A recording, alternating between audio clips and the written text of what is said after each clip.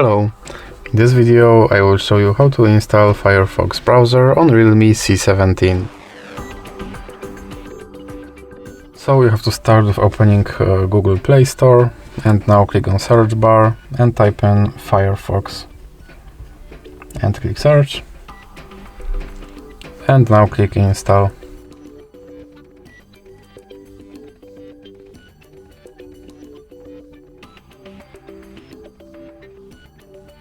Now you can click open